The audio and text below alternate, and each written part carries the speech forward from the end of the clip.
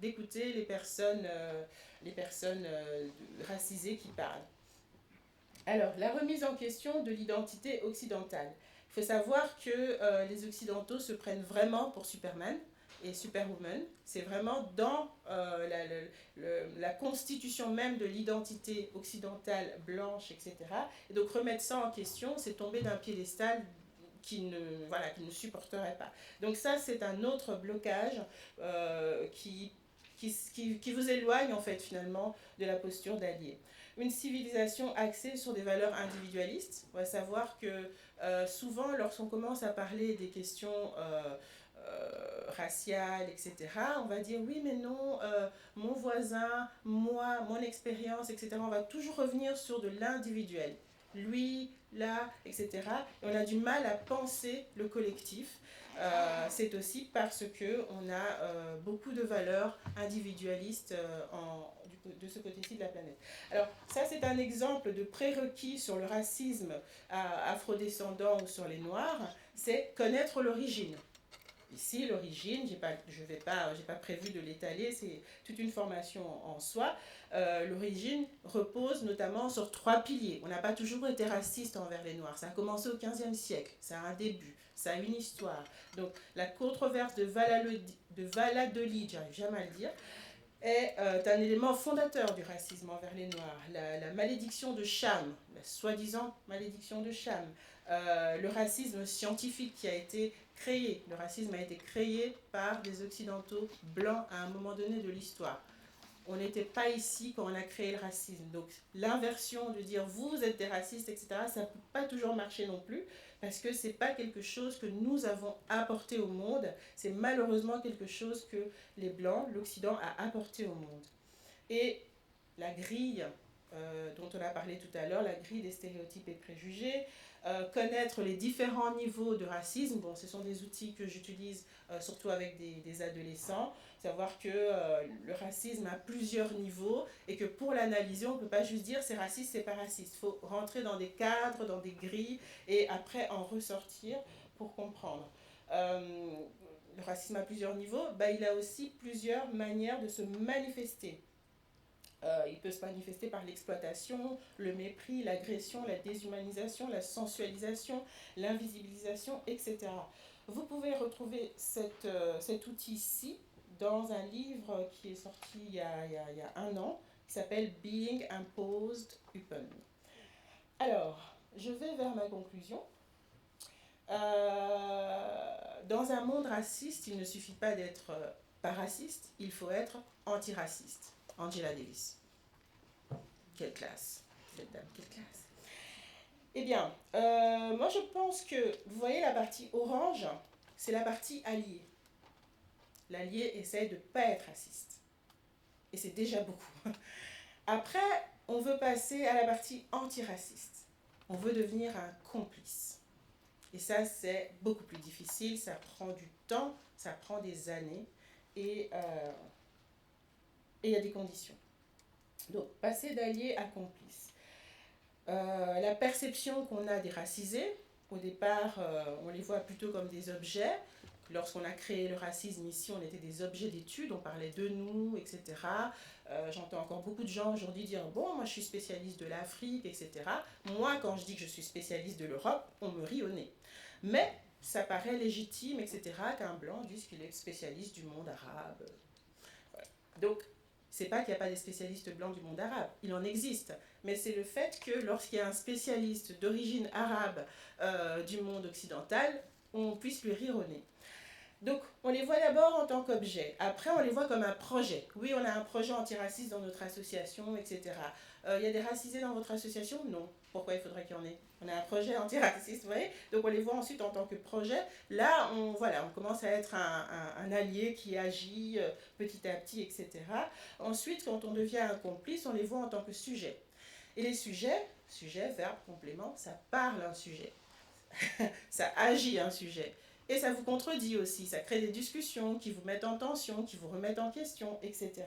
Donc, quand vous êtes, entre guillemets, contredit, attaqué, etc., par des personnes racisées, dites-vous que vous êtes dans la bonne voie. Ensuite, on le conçoit en tant que trajet. c'est-à-dire on va cheminer ensemble vers des objectifs communs. Et c'est vers là qu'on doit aller. Il y a d'abord, je veux être allié parce que j'ai des valeurs, je veux défendre mes valeurs. Very good. Ensuite, je veux être complice ou allié plus parce qu'en fait, il s'agit de vie.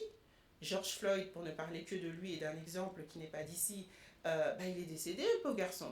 Il n'est plus là, en fait.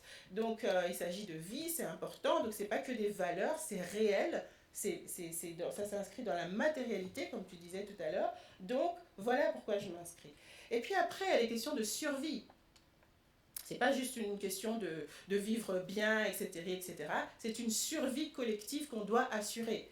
Et là-dedans, tombent là-dedans très vite les femmes qui sont par exemple dans un couple mixte ou les hommes qui sont dans un couple mixte et qui ont des enfants métis. Donc, ils sont même pas encore alliés, ils n'ont même pas encore compris qu'ils sont déjà dans des logiques de survie parce qu'il faut défendre son enfant. Comment ça on t'a frappé parce que t'es métisse? Comment ça on t'a arraché les cheveux? Donc elle est déjà en train de défendre la vie de son enfant alors qu'elle n'est même pas encore alliée, qu'elle n'a pas encore compris ou qu'il n'est même pas encore allié. Donc on ne peut pas apporter une réponse individuelle à un problème collectif, à un problème structurel. C'est pas possible. Si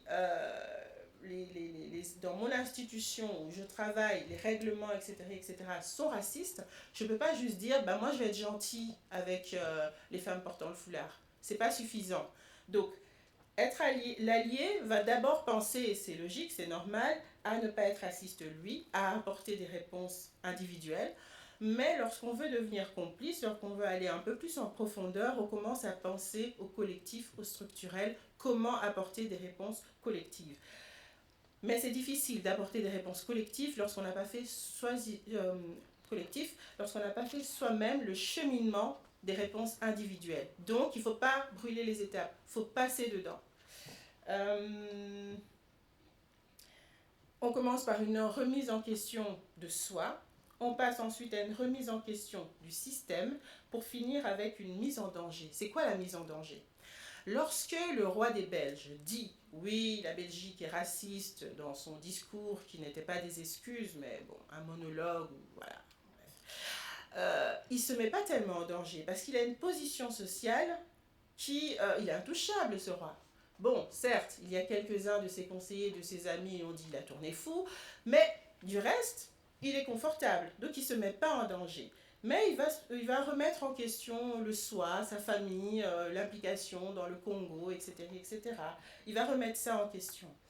Si une jeune chercheuse blanche de 21 ans, allez 25 quand même, arrive dans un centre de recherche où il n'y a que des hommes blancs très puissants qui sont là et qu'elle dit « je trouve qu'on devrait engager un peu plus de noirs hein. », eh bien, il est fort possible qu'elle mette sa position en danger.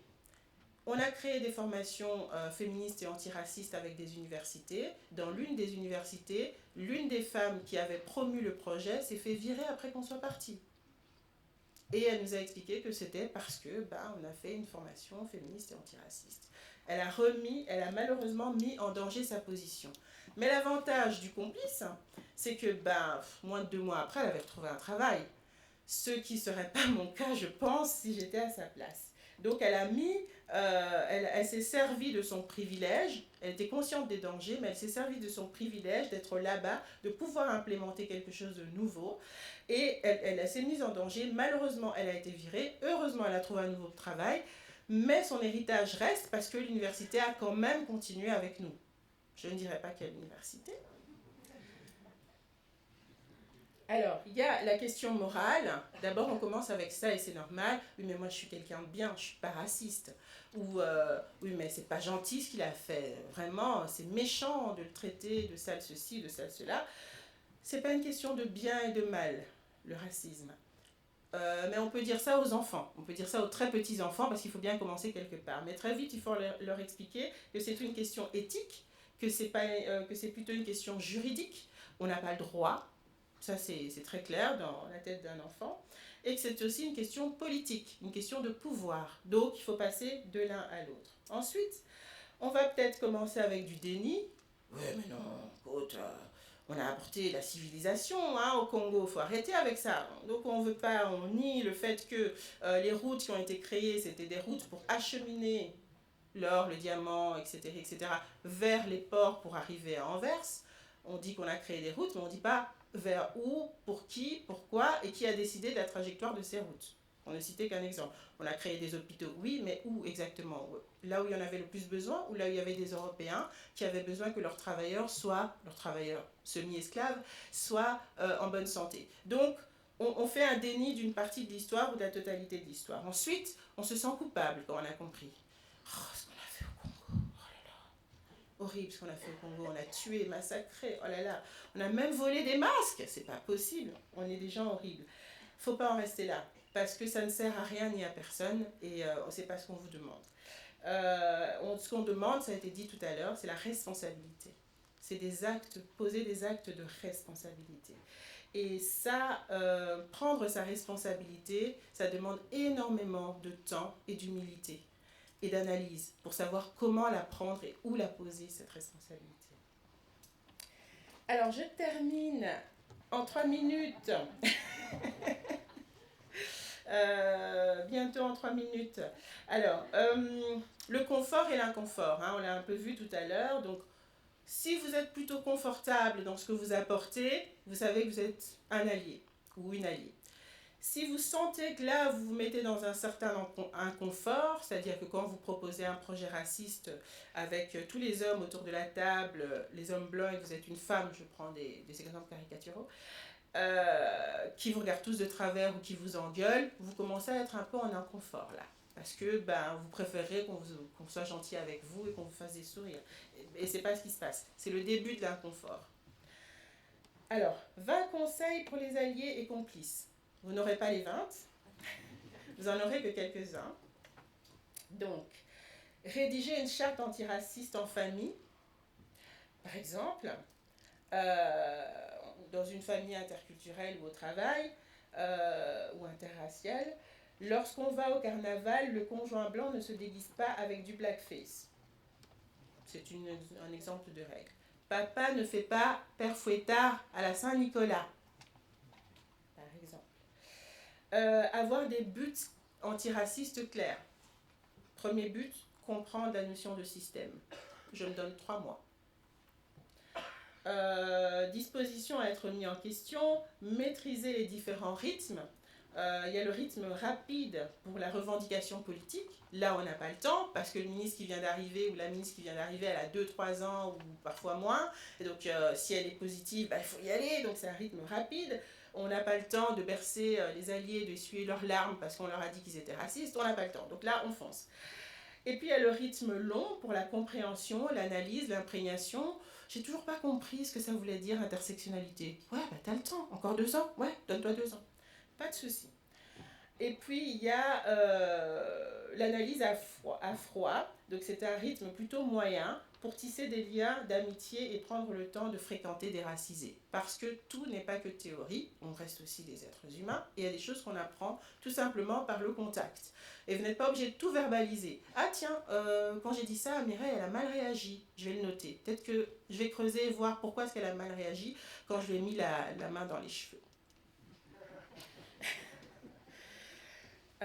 Auto-formation, être débrouillard et créatif, ne pas faire reposer la charge de votre éducation sur des personnes racisées, qui plus est ne sont pas formatrices comme moi. Je vais aller au simple. Créer des safe space, se décentraliser de la blanchité, c'est-à-dire que tout, on l'a déjà dit, ne soit pas toujours tourné autour de vous. Il y a aussi des choses qui vont se faire qui ne vous apportent absolument aucun avantage, où vous n'êtes pas au centre de l'histoire. Donc c'est typiquement l'exemple de la non-mixité. Ne limitez pas la lutte antiraciste ou la recherche au niveau de votre compréhension actuelle. C'est pas parce que vous n'avez pas compris qu'on ne peut pas aller plus loin. Notez où vous en êtes et vous rejoindrez le wagon plus tard. Protégez et défendez les victimes avec leur approbation, quand c'est possible, mais parfois c'est de la non-assistance à personne en danger. Donc quand ça va trop loin et que vous ne réagissez pas, Oui, elle est en train de saigner, mais en même temps, elle m'a pas dit d'appeler la police. Donc voilà, parfois c'est la non-assistance, donc attention. Voilà, mais vous pouvez stopper les blagues racistes, etc. par exemple. Maîtrisez la liste des stéréotypes, on l'a déjà dit. Mettez vos privilèges au service de la lutte. Performez sa blanchité. J'aime bien ce terme qu'utilise souvent une collègue, Sarah Demar. Eh bien, un jour, j'allais défendre un dossier de demande de subside, sachant que en tant que racisée, j'ai plus de chances, beaucoup de chances, de subir la discrimination au subside, surtout pour des budgets structurels, emploi, loyer, etc. Eh bien, j'ai demandé à une collègue